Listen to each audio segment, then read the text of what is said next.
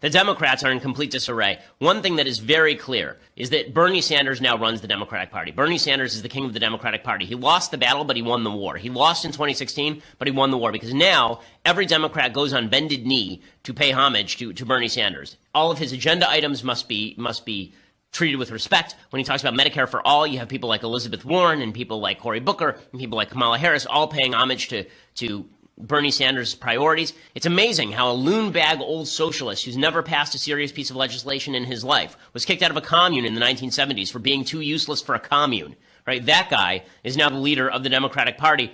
Yeah, it's no more absurd, certainly, than Donald Trump being the leader of the Republican Party, but it does demonstrate the loss of faith in the parties themselves have led to the takeover of those parties by outside forces. Sanders is an outside force. Trump is an outside force. And this demonstrates, again, that when you have parties that have lost their way, when you have parties that don't have a reason for existence, they are susceptible to being taken over. It's really obvious now that folks like Elizabeth Warren are crowning Bernie Sanders king, and the only question is what Bernie Sanders is going to do with that. So here's Elizabeth Warren was asked yesterday by Jake Tapper on CNN whether Bernie was robbed in the 2016 election cycle by Hillary Clinton and the DNC. She had said last year that he was not robbed, but now she's switched her tune because obviously everyone must now bend before Bernie. This is a test for Tom Perez, and either he's going to succeed by bringing Bernie Sanders and Bernie Sanders representatives into this process, and they're going to say it's fair, it works, we all believe it, or he's going to fail. And I very much hope he succeeds. I hope for Democrats everywhere. I hope for Bernie and for all of Bernie's supporters that he's going to succeed. Very quickly, Senator, do you agree with the notion that it was rigged? Yes. Okay, so suddenly she agrees with the notion that it was rigged. Funny how that works, right? 5 seconds ago, she was saying it wasn't rigged. Now she's saying it's rigged. Does that sound honest to you, or does that sound like playing political games? Does that sound like she knows that Bernie Sanders is the power inside the party, this loon bag old septuagenarian socialist from Vermont? That guy, the guy who you can find recordings of singing "This land is your land, this land is my land" in his crazy voice. Really, it's worth watching. We'll have to pull it at some point. That guy now runs the Democratic Party. So the question becomes this: Is Bernie Sanders going to actually run for president again in 2020? I think he would be a fool not to. I think that if he ran in 2020, he'd win the nomination, and he would likely win the presidency. Truly. I think that is a very high possibility. Now, he also has the possibility that he could sit outside and just become the patron to the Democratic Party. He could sit outside. He could campaign for all the candidates. He could make them come to him. That may be his best move in certain ways, because then he gets to be the leader of a movement as opposed to the guy who's expected to actually implement. And Bernie's not going to be able to implement a damn thing. I mean, Bernie doesn't have the power. He doesn't have the support of legislators in order to do all of this. But if he just sits outside and he talks about all of his socialist priorities and Democrats mirror his socialist priorities, he can actually pose more of a threat from the outside than he does from the inside. But it is very clear that the DNC is moving in Bernie's direction. Tom Perez, who took over the DNC from Donna Brazile, we talked about Donna Brazile yesterday. The reason all this is coming up is because Donna Brazile has a new book where she says Hillary Clinton took over the Democratic Party wholesale in August of 2015, long before she was the nominee. Now Perez runs the party, and he's just trying to keep his head down, saying we're going to move forward. What he means by move forward is follow Bernie down the primrose path here. Well, hey, we're moving forward. We're building, I've been asked that question a number of times since I started.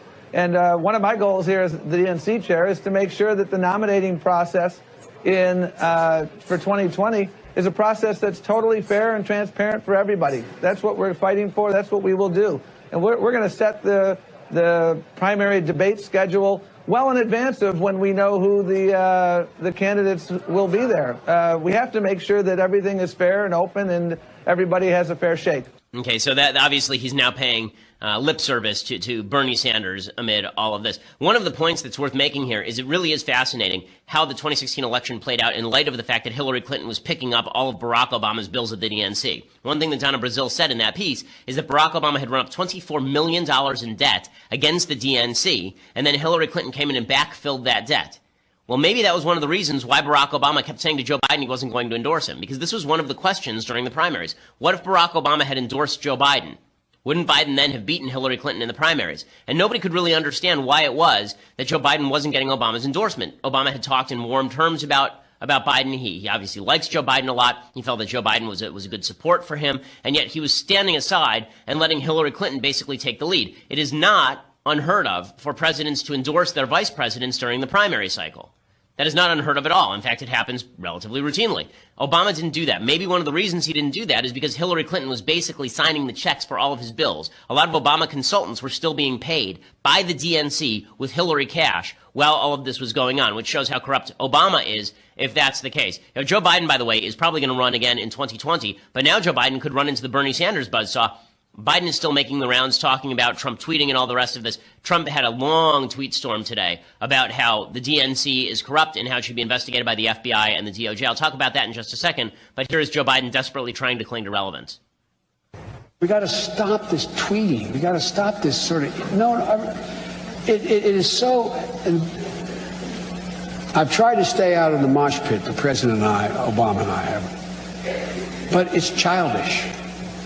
It's time to grow up.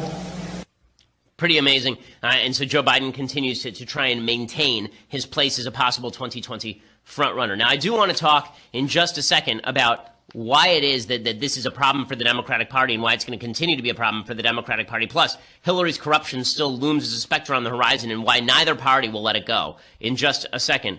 Again, Joe Biden versus Bernie Sanders, it's looking like the battle of the Walker riding titans.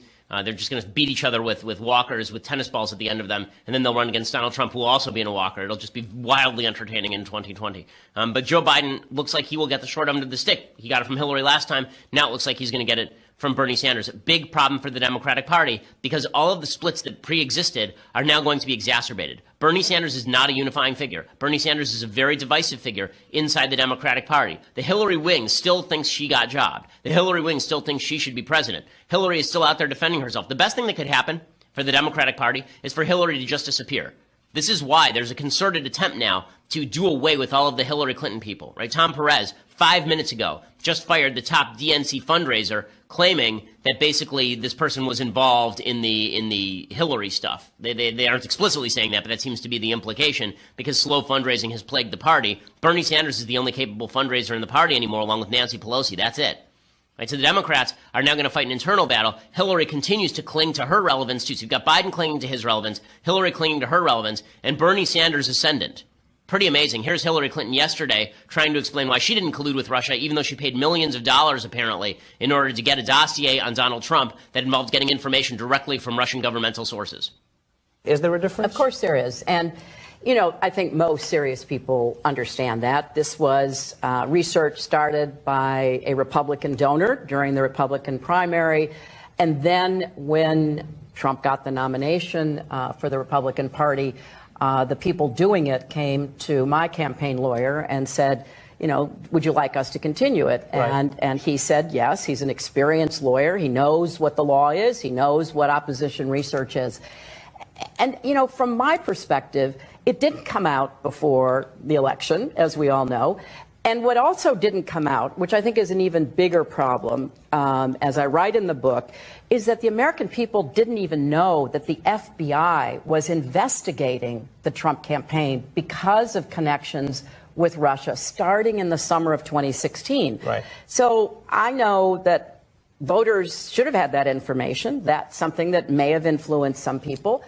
And it's part of what happens in a campaign where you get information that may or may not be useful, and you try to make sure anything you put out into the public arena is accurate. And right. So this thing didn't come out until after the election, and it's still being evaluated. But the fact of the FBI investigation into the Trump campaign and Russia should have come out. Okay, so she says that she's going to blame it on the FBI, but that's really not the question here. The question is, why was she paying Russian sources to obtain information on President Trump?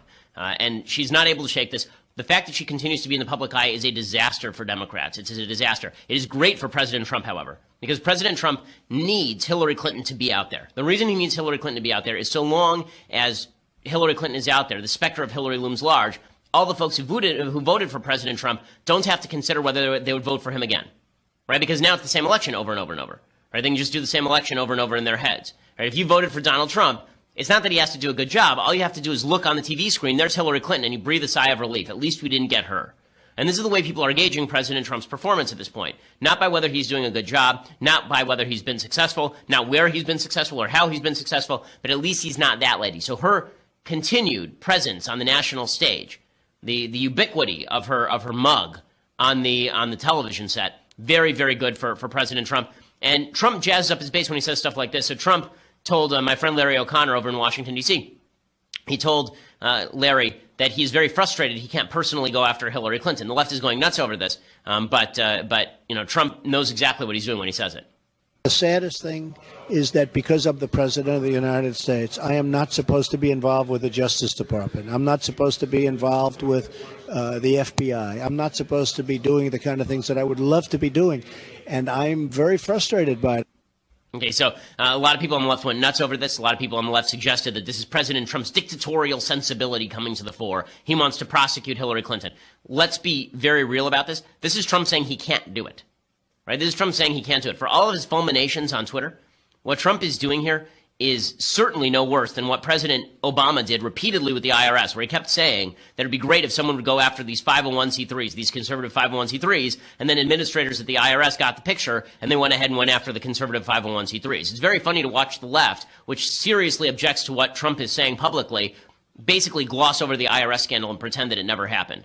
Now, listen, I don't think that the president should be telling the FBI what to do. It does require a certain level of independence. He has power over the FBI because he has power over his DOJ, but we don't want the DOJ to simply become an arm of the White House. It was under President Obama. It's not under President Trump. This is something that even the left should acknowledge. Okay, the DOJ under President Trump is not an arm of the White House. It really has not been. Eric Holder was the guy who described himself as Barack Obama's wingman. If you want to talk about perversion of the DOJ to the uses of the White House, it was a lot worse under Obama than it was under Trump. And this is coming from someone who's very skeptical of Trump's perspective on the Constitution and the rule of law. Okay, Trump has certainly not used the DOJ as his weapon against political opponents in nearly the way that Democrats use the DOJ as a weapon on behalf of their political allies. And that is clearly true. Talk to J. Christian Adams, who's over at the DOJ during the Obama administration, and the DOJ Civil Rights Division was basically throwing out cases against the Black Panthers, even as the Black Panthers, the new Black Panthers, were wielding nightsticks outside of voting places. Right? The DOJ under Obama was much more a wing of the White House than it is under President Trump. So I don't buy a lot of the kind of left-wing outrage that Trump is trying to sick the DOJ and the FBI on Hillary Clinton. If he wanted to do it, he actually has the power to do it. But he is not doing that right now. So the left needs to just calm down.